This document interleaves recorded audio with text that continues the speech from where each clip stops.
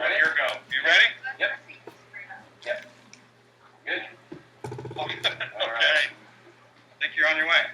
I'm here tonight to present to you an engineering problem. Polk County Animal Control Sheriff's report for the last fiscal year reports that they expect to impound 28,000 animals, 21,000 of which will not be found alive. The causes for this are diverse and a whole other presentation. This is not a problem unique to Polk County, although it is exacerbated in the southeast United States. Our intake rate in Polk County per capita is double the national average, as is our euthanasia rate of 75%. You want a small dark blue dot on this chart. You can see all the large ones in the center. I don't know what to do about this entirety, but my childhood hero, Fred Rogers, tells me, when bad things happen, you look for the helpers. You always find people helping. I would like to take it a step further and in this case be one of those helpers. And hopefully some of you in the audience will feel the same when I'm done. My rescue story starts 40 years ago, probably before I was even born. That's not Instagram, that's my mom. And she is with Bonnie, the love of her animal life, who she rescued off the streets of Detroit.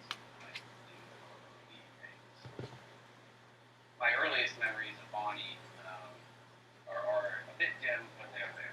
Fast forward 15 years or so, and it's my turn to write a rescue story, and I rescue one dog from a homeless and abused situation. His harbor retrieval nearly broke him and me, even though I didn't go through medically, and his big brown eyes said thank you every day for 6.5 years. I thought I'd done my part. And then I moved to southern Indiana, and I met some people who really taught me what rescue is about, and I had the good fortune of helping raise the money to repair Midnight's pelvis, which was shattered at the hands of his abuse. Okay, now I thought I'd done my part. And I started getting more involved with these people, and I started going to the events and helping people go adopted, and they said, you know, you just lost it.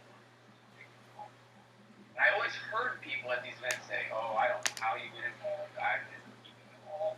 And then I fostered Casey here, and then I got it. But I made it out alive. I did not adopt Casey. I was able to say goodbye, although some tears were shed. So what do fosters do? Well, fosters provide food, water, shelter, and life experiences for their animals, just like they were one of their own.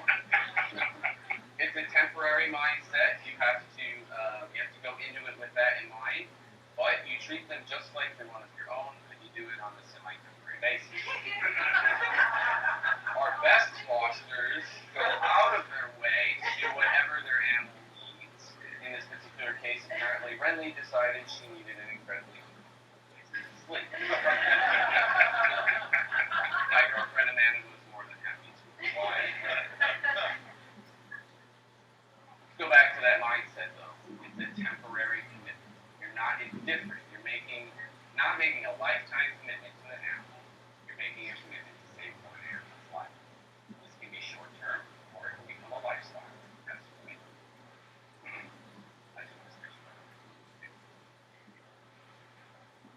People want to know, how long am I going to have a foster? I have picked up dogs from animal control on a Thursday or a Friday, taking them to an event, and seen them adopted that Saturday. Houston was in my home for nearly 7 months. That goofy cartoon of a dog brought me so many happy stories and experiences, and 7 months later I said goodbye to him and went to the next man. People want to know, what else do these animals need? Well, Lillian needed surgery. You may not know this right away, but she is missing her left rear leg. It was fractured in an accident long before she came into our care and had to be removed. Lillian was a special dog. Winter's transformation, medically speaking, was maybe even more remarkable. Double cherry eyes, harbor positive, and a dislocated elbow that had actually frozen in place. Tampa Bay Beagle Rescue. Winter rather remarkable. Titan's transformation, or what he needed, was really more mentally. Physically fine, he was great and food aggressive. But take him outside and show him a tennis ball, and now you're talking. And that knowledge to help you inside them, to help him learn that nobody's going to hurt him. What Calvin needed was probably a little bit of both. Calvin was a special dog who needed some medical treatment, but he was also just a little bit quirky. He was adopted by a family that has a very special needs little girl, and the two of them hit it off like a match made in heaven and are inseparable today. However, while some dogs need a lot, some dogs just need a place to stay. Dahlia came out of animal control, housebroken, freight train, snuggly and happy as can be in one of my families. She just needed a place to hang out for a little bit until she found a family, which she, of course, eventually did. Dahlia took a little piece of my heart. Going back to those statistics, 75% euthanasia rate, how do we solve that problem? It will take a diversity of time, talent, and treasure. My buddy Shadow here is very excited to announce all the ways he thinks you can get involved.